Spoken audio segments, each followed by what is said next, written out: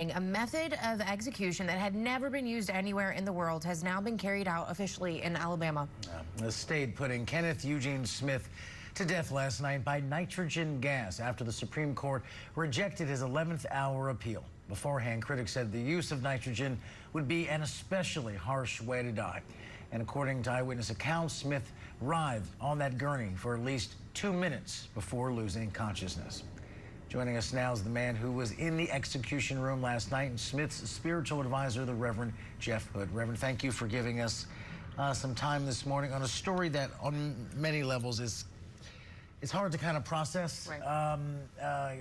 It's difficult. I want to ask you your understanding or appreciation of why, since no other place on earth has used this method, why Alabama wanted to be first and how that news was received by Smith. Well, good morning. First of all, thank you for having me on.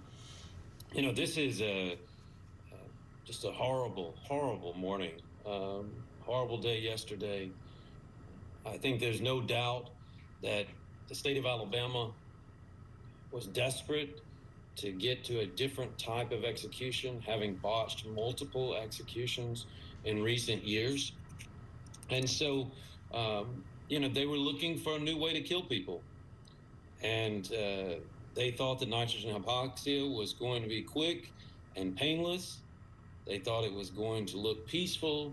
They thought that he would just simply fall asleep. They repeatedly said in their filings that we would see someone lose consciousness in a matter of seconds, and there is no doubt that that is not what I saw last night, and that's not what happened. What did you see last night? Can you walk us through a little bit? It was absolutely horrible. We entered the chamber, and Kenny and I prayed together. We were able to talk for a little while, and he kept telling me that he loved me. Of course, I told him that I loved him. The execution began, and almost immediately, he began to just convulse. He began to rock back and forth. The mask itself covers from the top of the head to under the chin.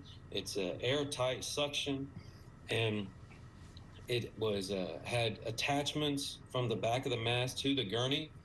So every time he convulsed forward, you could see his face repeatedly hitting the front of the mask. There was snot, spit, all sorts of fluid coming from him that was hitting the front of the mask and drizzling down. There have been, estimates that this lasted as long as 22 minutes. In the past year, I have witnessed 4 executions.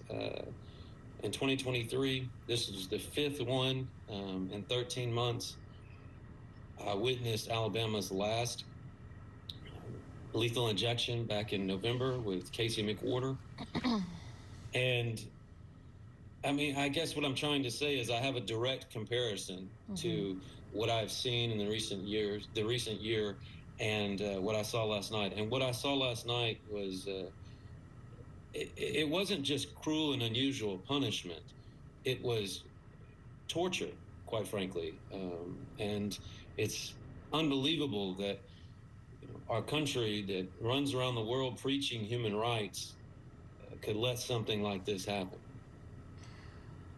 That was obviously, no matter where you stand on this issue, because it is a continued debate in this country, and no matter where you stand, that is definitely difficult to hear, and I'm sure it was difficult to relive and recount for you.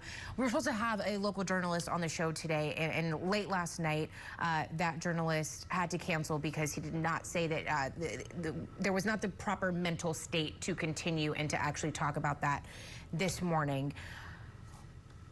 As you mentioned, you've experienced this before. Your mental state then compared to after what you saw last night, Because I think that's the part that people forget, that the witnesses in the room, the family in the room, the spiritual advisors in the room, the people administering the lethal injection, whatever it may be, whatever method it is, what is your mental state today in comparison to what you've seen before and have felt before? Well, lethal injection, obviously, the first drug is a paralytic. So what you're talking about is someone who's paralyzed, who's given lethal drugs, and it looks as if they're simply falling asleep most of the time. With this, it was much more visceral, and you're seeing moments of excruciating pain and suffering. And, you know, the horror of last night will stick with me forever. One of the things that I told Kenny, promised Kenny, is that I would do everything I could to get out there what had happened. And I think that if this is allowed to happen anywhere else or to happen again, I think that we will continue to lose our humanity. We'll continue to digress into this evil. And I think that it's hard to tell our young people not to commit crimes, not to hurt each other, not to be violent when we perpetuate violence and torture and cruelty such as this. We have less than a minute left. Let me just ask you a devil's advocate question here, because I'm sure you've heard this before. For the person watching at home going, well, why the hell do I care that this man suffered in death when he was a convicted murderer? He was a hitman paid to murder someone, and he did that.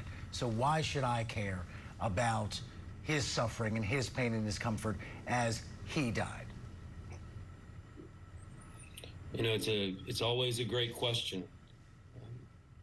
The bottom line is, this is not a question about the righteousness of Kenny Smith. There's no question that he committed a horrible crime. Horrible crime. This is the question of the righteousness of us. Certainly, Kenny Smith, again, was, unrighteous. But who are we to say that we are righteous enough to kill someone? Who are we to say that we are righteous enough to throw the first stone?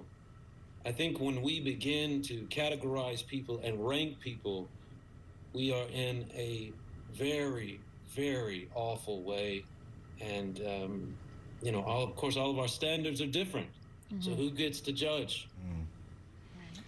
Thank you for your time and for a really thoughtful conversation about a very difficult and divisive topic. Reverend Jeff Hood, thank you again, bless sir. you both. Thank you. Thank you.